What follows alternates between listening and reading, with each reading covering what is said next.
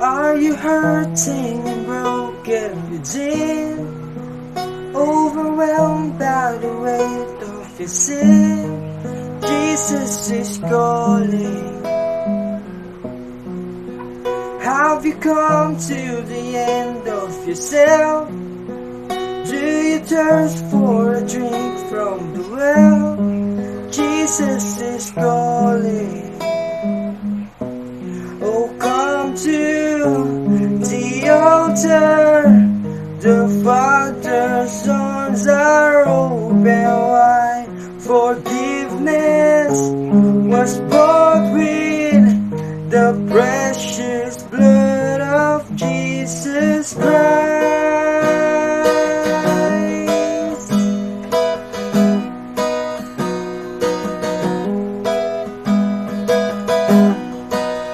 Leave behind your regrets and mistakes. Come today, there's no reason to wait. Jesus is calling. Bring your sorrows and trade them for joy. From the ashes a new life is born. Jesus is calling. Oh, come to the altar. The Father's arms are open wide. Forgiveness was bought with the precious blood of Jesus Christ. Oh, come to the altar. The Father's arms are open wide. Forgiveness was bought with the precious blood of Jesus Christ.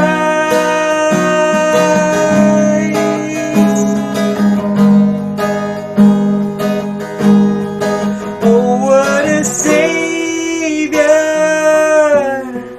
Isn't He wonderful? Say hallelujah! Christ is risen. Bow down before Him, for He is Lord of all. Sing hallelujah, Christ is risen. Oh, what a Savior! Isn't He wonderful? Sing hallelujah, Christ is risen. Bow down before Him, for He is Lord of all. Sing hallelujah, Christ is risen.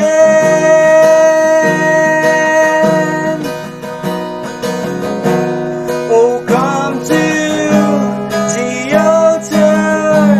The Father's arms are open wide. Forgiveness was bought with the precious blood of Jesus Christ. Oh, come to the altar. The Father's arms are open wide. Forgiveness was bought with the precious blood of Jesus Christ.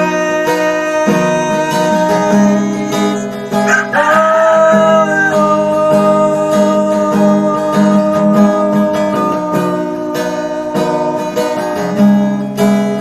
thank you, Lord.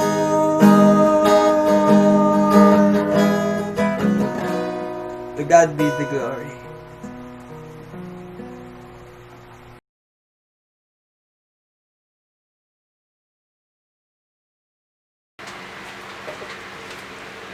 Hi, magandang araw po mga kapatid.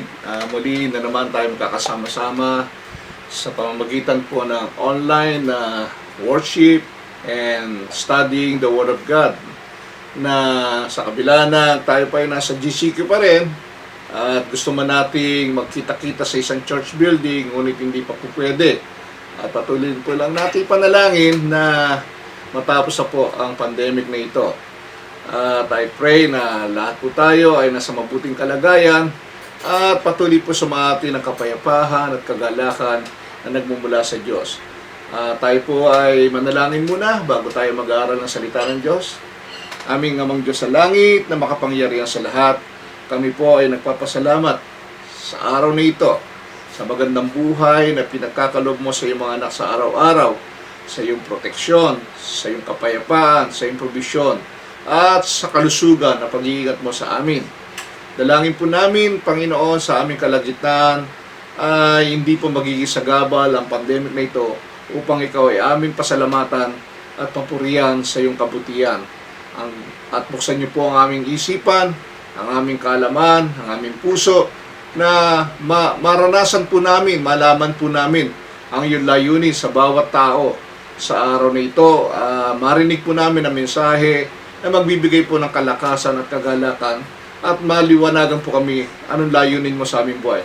Maraming salamat po, Panginoon. Gamitin niyo po ang inyong lingkod, gabayan niyo po ng iyong banal na Espiritu na siyang tunay na aming guro sa aming kalagitnaan. Tunay yoga, ikaw po ay aming pupurihin, sasambahin sa pangalan ng Ama, ng Anak at ng Espiritu Santo. Ang lahat po ay magsabi ng Amen. So, ang ating pong pag-aaralan ay nasaklat po ng gawa uli. Ay gusto ko pong ipagpatuloy yung dati nating sinisiris ng Book of Acts during midweek service. No? Last Wednesday ay nakita natin yung ginawa po ng Panginoon, ng Banal na Espiritu sa pamamagitan ni Pedro sa Acts chapter 10 sa bayan po o sa pamilya po ni Cornelius.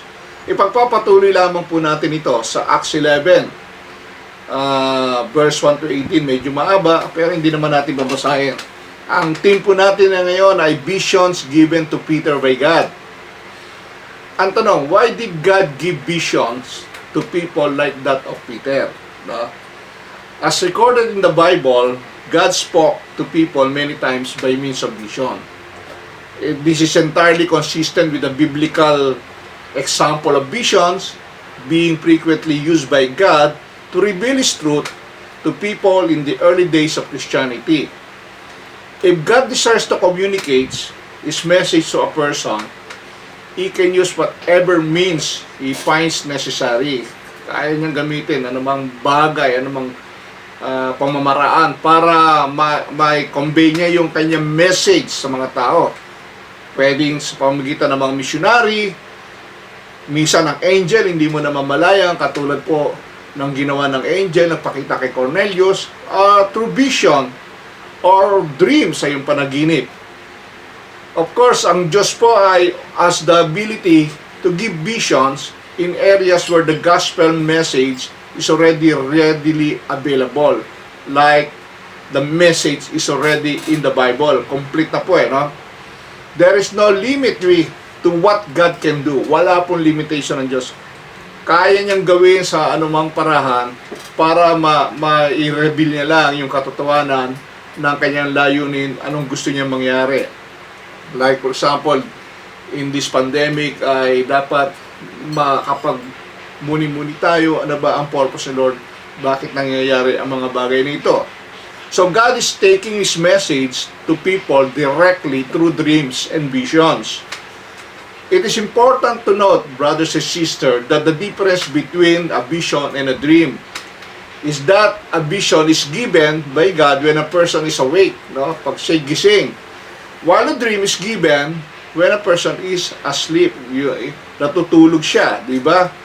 Example po, visions sa akin po ay naranasan ko one time, no, while I was driving going to the office sa EDSA po, nag-worship ako sa radyo kasi nag-iisa lang ako sa traffic.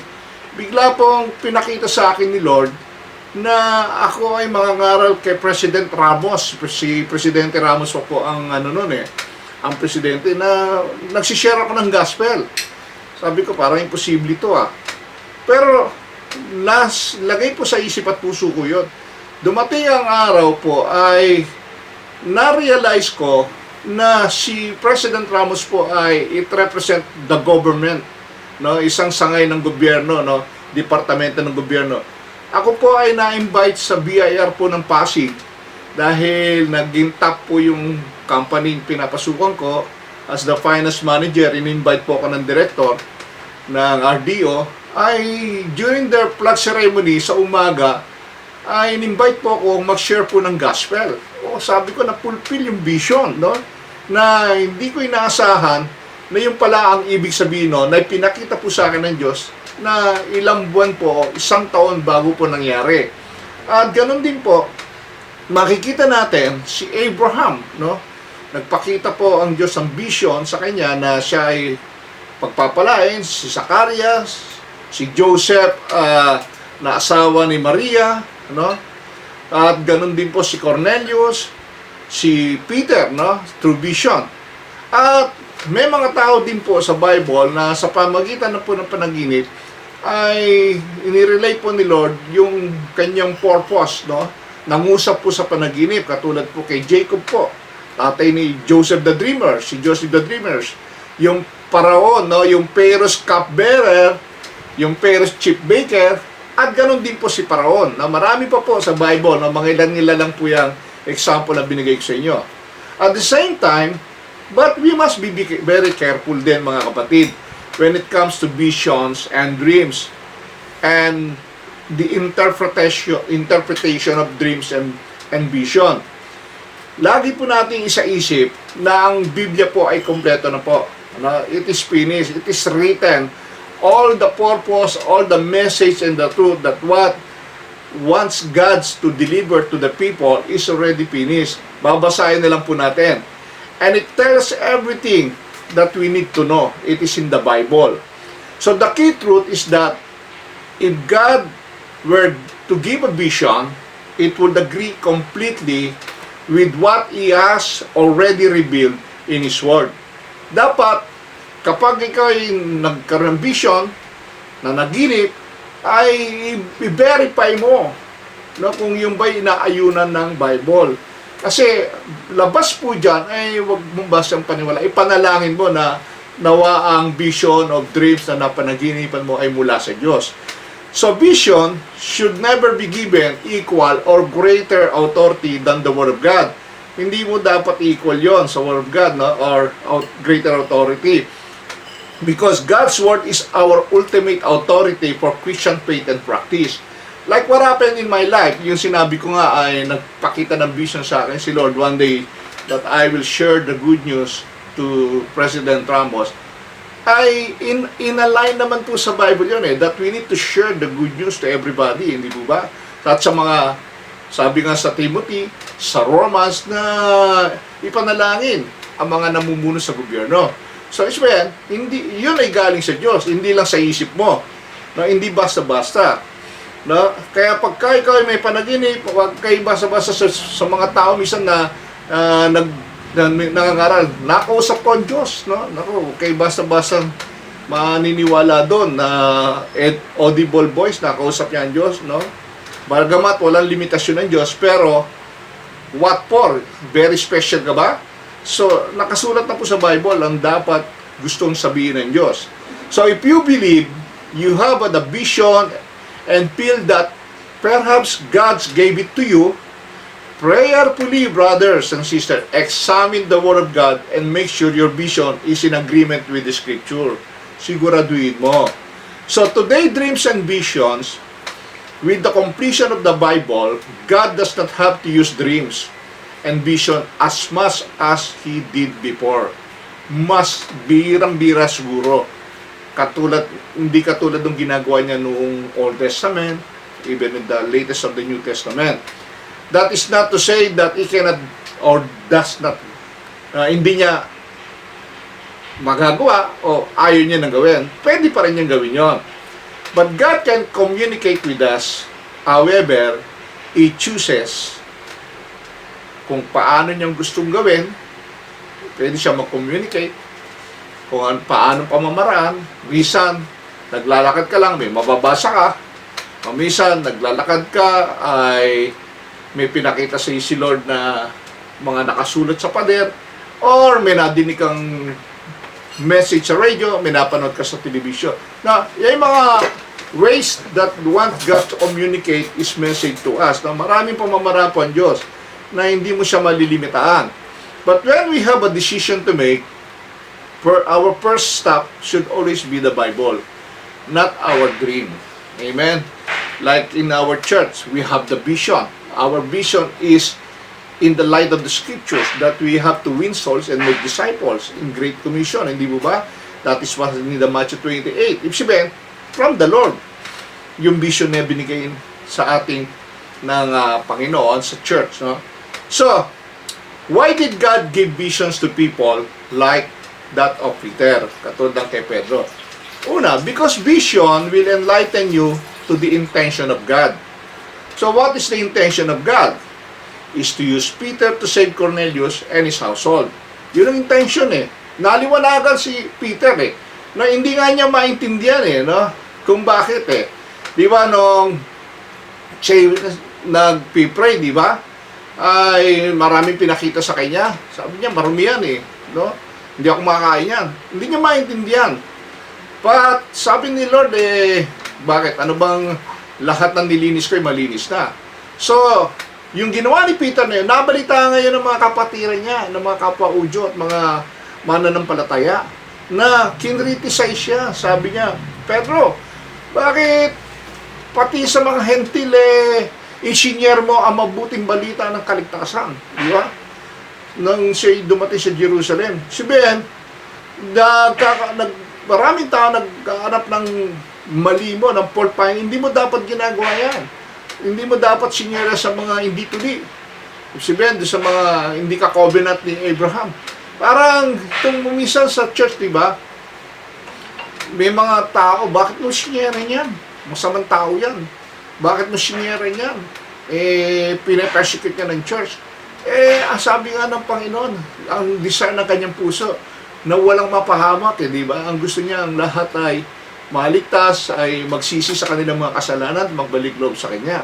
So, as a Christian, dapat hindi tayo selfish pagdating sa salvation. We have to share this to everybody, to all kinds of people, hindi lang sa youth. No? Youth lang ba ang pwedeng gamitin ng Diyos to minister? At kung makikita po natin, puro matatanda ang ginagamit ng Panginoon during the Old Testament. Hindi ba? Very few lang ginamit niya ang mga bata. So, sabihin, ang Panginoon po ay hindi mo malilimitaan sa kanyang paggalaw upang ang tao po ay maligtas. Wala po siyang pinipili.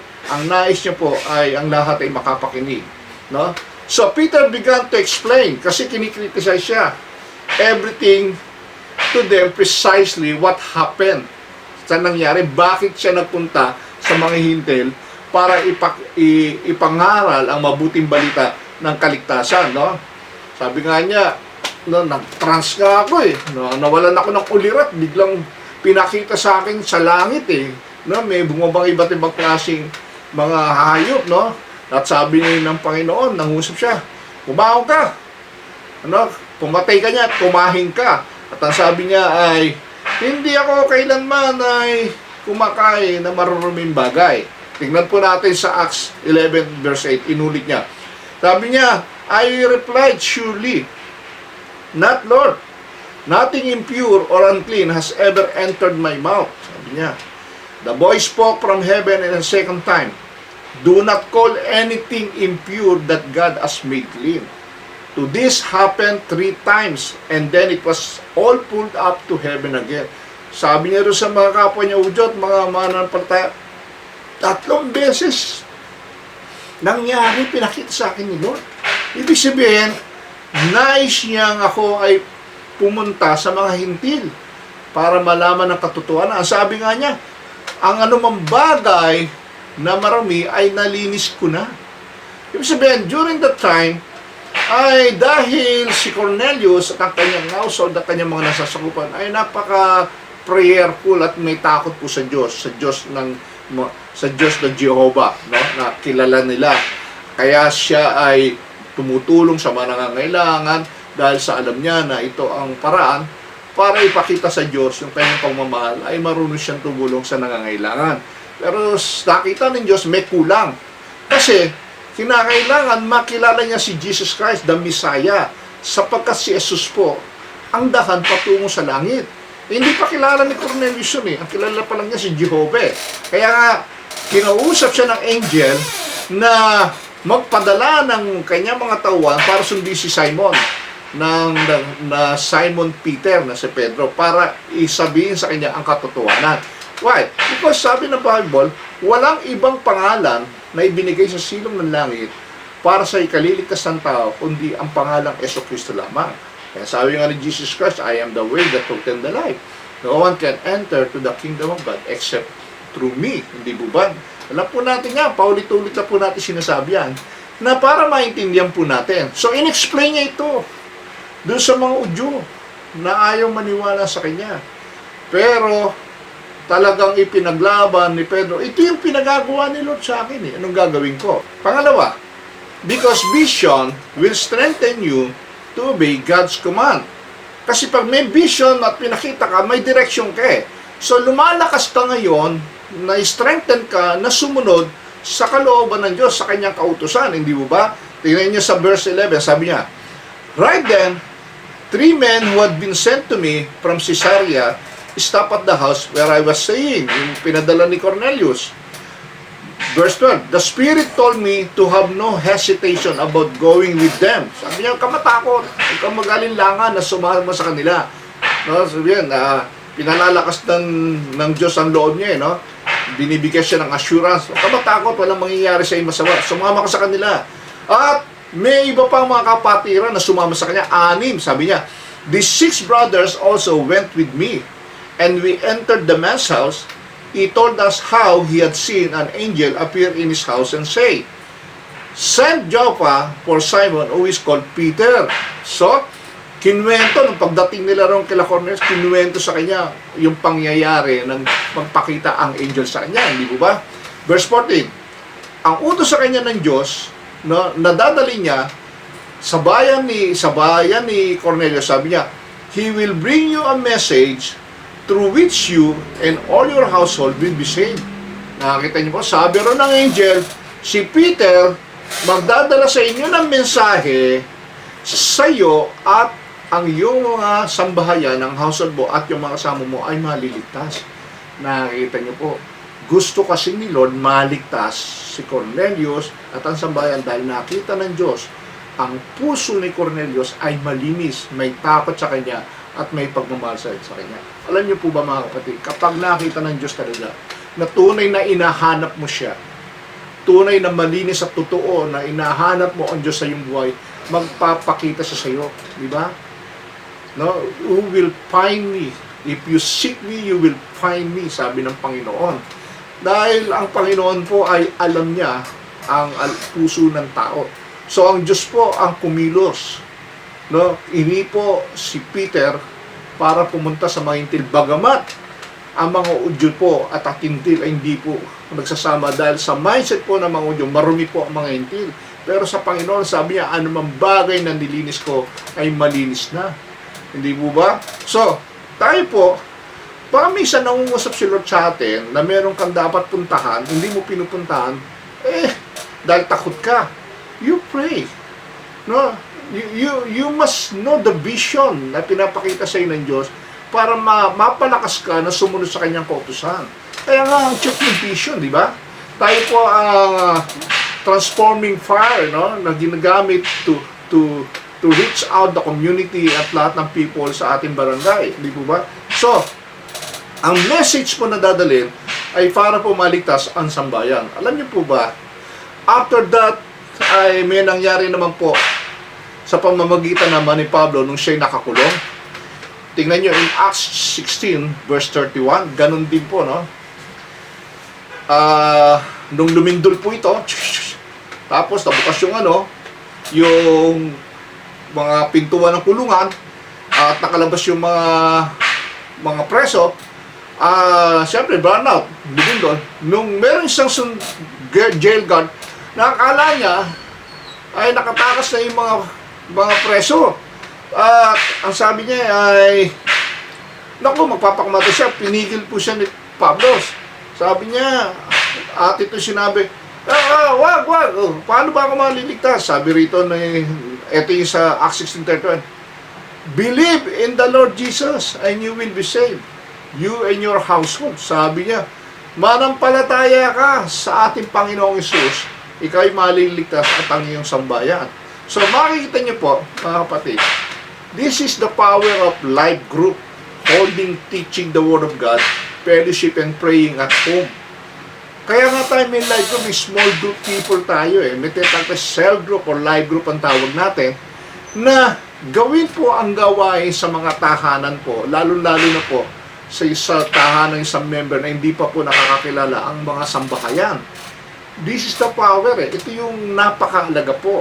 Kasi ang objective po, ang pinaka-purpose po, ay para yung mga nasa loob ng tahanan makapakinig po ng mensahe ng kaligtasan para sila din po ay maligtas, magkaroon ng pananampalataya at magsisi po sa Panginoon. Katulad po nangyari dito sa jail guard na ito. Tingnan niyo po sa Acts 16:32. Then they spoke the word of the Lord to him and to all the others in his house. Tingnan niyo, sa kanya at doon sa mga tao na sa loob ng tahanan. And that hour of the night, the jailer took them and washed their wounds. Then immediately he and all his family were baptized. Nakita nyo, the moment na nakakilala, immediately binaptize sila. No? So the jailer brought them into his house and set a meal before them. He was filled with joy because he had come to believe in God, he and his full family. Alam niyo po ba mga kapatid, ang isang sign ng talagang naligtas ay may kagalakan. Tumang-tuma, papakain. Di ba? Joke lang po. Kasi, tingnan niyo po, kapag ang sinyera nyo ay tumanggap at malungkot pa rin, huwag kayong maniwala totoong tumanggap yun. Sa akin pong observation, kasi ang mga tunay na naligtas ay masaya. Sabi nga rito, he was filled with joy because he had come to believe in God. Kaya siya galak na galak, puspus siya ng kagalakan sapagkat nanampalataya sa Diyos, nagkaroon siya ng buhay na walang hanggan, at hindi lang siya kasama ng kanyang sambahayan. Kaya alam niyo po, minsan ako duda doon sa mga tao na tumanggap sa Panginoon, pag alis, malungkot pa rin. Na walang manifestation na talaga ang tinanggap si Jesus Christ. Remember that, brothers and sisters, kapag sinyer niyo ang gospel ng kaligtasan, at nagsisi sa kasalanan at tinanggap niyo si Kristo, ang manifestation po ay puspos ng kagalakan ng tao. Makikita niyo po yung mukha masaya, nakasmile. No? Talagang nag-uumapaw ang kagalakan. Yun po yung manifestation. Kaya pag may nakita po kayo, always remember that, isipin nyo na ito ba talaga, siguraduhin nyo talaga bang tinanggap mo? Siguraduhin mo. At balik-balikan mo hanggang makita mo yung manifestation na magbabago yung itsura ng mukha, na maging masaya na siya, bagamat kahit nasa hirap siya ng sitwasyon. Why? Nagkaroon siya ng assurance na marirealize niya that life on earth is only temporary. What is important is the life in eternal with God. Amen po ba dyan? Pangatlo po, maiksi lang po tayo. Because vision will show the ultimate purpose of God. Yan, ano ba kaalagaan ng vision? Impangit tayo nito kasi gustong ipakita ng Diyos yung kanyang ultimatum na layunin sa mga tao. Ang gusto niya, ang mga tao po ay maligtas at lumalim sa relasyon sa Kanya. Acts 11:15-18. Ano nangyari? Sabi ni Peter, as I began to speak, kinukwento niya rin sa mga persecutor na mga kapwa Kristiyano, kapwa mananampalataya. Minsan, mga kapwa mananampalataya, siya pang persecutor Di ba? Siya pa umuusig sa'yo. Eto, piniluwanan niya, dinidepende niya yung biyaya ng Diyos na ibinuo sa mga hentil at yung kahabagan ng Diyos Sabi niya, as I began to speak, the Holy Spirit came on them. Wow! Nung siya, napuspus, nabautismo sila ng Banal na Espiritu. And it come on us. At sa amin din. Kaya pati kami napuspus din ng Banal na Espiritu. Tignan nyo. So, ibig sabihin, lahat po ng nasa loob ng tahanan ni Cornelius na nandoon na nakikinig po ng mabuting balita ng kaligtasan, nang bumaba ang banal na Espiritu, napuspos po sila. Napil. Yung iba na bautismoan, yung iba napil. Sila Pedro, napil na yun kasi nabaptize na sila. No? Pero yung sila Cornelius, nabaptize na sila, napuspos pa sila. Nakita niyo po, di ba? So, sino po yung mga nabaptize at napuspos? Yung lamang nasa loob ng tahanan at nakikinig po ng mabuting balita ng kaligtasan. Yung hindi nakapakinig, wala yun. Walang puspos yun. No? Kawawa yung mga yun dahil ayaw makinig. Yung mga tumatalikod, yung ini-ignore po ang mensahero, kawawa po yung mga yun. Sabi niya, the Holy Spirit came on them as He had come on us. At the beginning, umpisa pa lang. Grabe. Baka introduction pa lang si Peter bumanat kagad ang banal na Espiritu. Sabi niya, verse 6, then I remembered what the Lord had said. John baptized with water, but you will be baptized with the Holy Spirit. Yun yung naalala niya, ganun mangyayari. So if God gave them the same gift as He gave us, who believe in the Lord Jesus Christ, who was I to think that I could oppose God? Kung ang Diyos sabi niya, binigyan sila ng ganong kaluhob na kaligtasan dahil pananampalataya nila kay Kristo. Sino ako para mag-upos sa Diyos? Sino kayo? Parang sabi ni Pedro, sino kayo para salungatin ang kagustuhan ng Diyos na maligtas sa mga intil? Gusto niyo ba kayo lang maliligtas? Di ba? Sabi ni Pedro, sino ako? Kailangan ko sumunod. Diyos na nag-uutos di ba? In verse 18, sabi niya, when they heard this, they had no further objection and praised God, saying, so then God has granted even the Gentiles repentance unto life. Noong naniwala na sila, napuri na sila sa Panginoon. Palagay ko, hindi lang nagpuri ito, humingi pa ng sorry, nagtawad to sa kasalanan kanilang pagpe-persecute kay Pedro. So sabi niya, so then God has granted even the Gentiles repentance unto life. Magsisi upang magkaroon ng buhay. Pinatawad ang kanilang kasalanan. So when you proclaim the truth to the people, brothers and sisters, they will stop opposing your ministry. Ang mga to, pag sinabi mo, tinuro mo ang katotohanan sa mga tao, itong mga opposition na to, titigil po yan. Kasi makikita nila yung kapangyarihan ng Diyos na nasa iyo, kasama mo sa pamamagitan ng iyong pananalita. So, same in Acts chapter 2 na nangyari kay Pedro bago po to siya kinausap ng Diyos, pumunta kay Cornelius. Ganito po nangyari. Diba? Senior niya po ito. Therefore, let all Israel be assured of this. God has made this Jesus, whom you crucified, both Lord and Christ. No? Kinrucified niya. Nagsishare na ng gospel to si Peter, nung bumaba na yung banal na Espiritu. So sabi ng mga tao, when the people heard this, they were cut to the heart. Talagang nasugatan ang kanilang puso. Tinablan. And said to Peter and the other apostles, brothers, what shall we do? So brothers, anong dapat namin gawin? No, nagkamali pala kami kasi kami mismo ang sumigaw, crucified him, ipako siya sa krus. Di ba? So, siya pala ang Diyos na Panginoon, siya pala ang Kristo na tagapagligtas ang pinadala ng Diyos, ni Yahweh. Di ba? Pinakrucified namin. So, anong dapat namin gawin? Yan. So, alam nyo ang tao na pag kinumpik ng Diyos, talaga magtatanong, anong dapat kong gawin para ako maligtas? Meron na ba lumapit sa inyong ganon? Nung mag-share kayo, magpatuto kayo ng inyong buhay? At nagtanong sa'yo, anong dapat kong gawin para maligtas? Di ba? So, pag may nagtanong pong ganon, ano sasagot mo? Ito sabi, Peter replied, repent and be baptized, every one of you, in the name of Jesus Christ, for the forgiveness of your sin, and you will receive the gift of the Holy Spirit. Grabe! So, kailangan mo magsisi at magpabautismo bawat isa sa inyo sa pangalan ng ating Panginoong Jesucristo para mapatawad ang inyong kasalanan at tatanggapin nyo ang regalo ng banal na Espiritu. Ang repent po dito, this refers to a change of mind, change of bagong pag-isip at purpose that turns an individual from sin to God, no? Na nagbagong isip, nagbago ng layunin sa buhay, na sila ay tumalikod sa kasalanan at lumapit sa Diyos. Such change involves more than fearing the consequence of God's judgment. More than that, natakot ka, punta ka impyerno. Hindi lang yun, kundi talagang, hindi lang dahil sila natatakot pupunta na impyerno, maparusahan, kundi dahil na-realize nila na nagkasala pala sila sa harap ng Diyos, na ang mahalaga pala ay magsisi at mahalin ng Diyos at sumunod. Yun ba? At maglingkod sa Panginoon. Lumakad ng may bagong buhay kay Kristo. At ito po ang iniintay ng Diyos, na sila po ay maging instrumento rin na ipahayag ang mabuting balita ng kaligtasan sa maraming tao. Amen?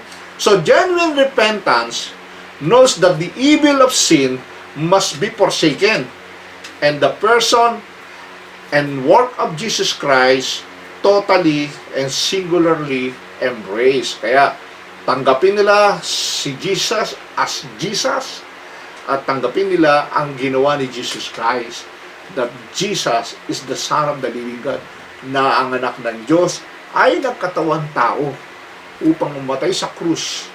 Ang kanyang dugo ay mabuhos para sa kapatawaran ng kasalanan. At kung sino man mananampalataya sa anak ng Diyos ay maliligtas sa kanyang ginawa, na siya'y nagkatawang tao, siya'y namatay sa krus, siya'y inilibing, on the third day, siya'y muling nabuhay at umakyat sa langit.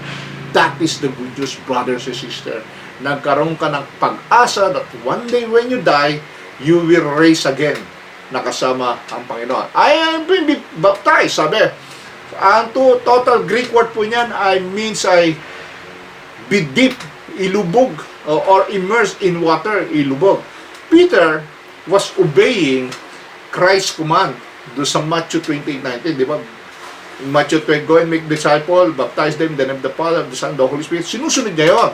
No, sabi niya, he is urging the people na who repented and turned to the Lord Jesus Christ for salvation to identify them through the waters of baptism with His death, with His burial, and resurrection. So, ang meaning kasi ng water baptism, you are publicly declaring that you are now follower of Jesus Christ. You are identified with Jesus Christ sa pamamagitan ng kanyang kamatayan, pagkalibing, at muling pagkabuhay. That is the symbol, ibig sabihin.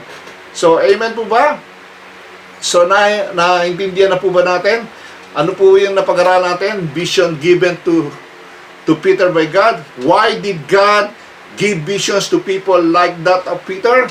Because vision will enlighten you to the intention of God. Pangalawa, because vision will strengthen you to obey God's command.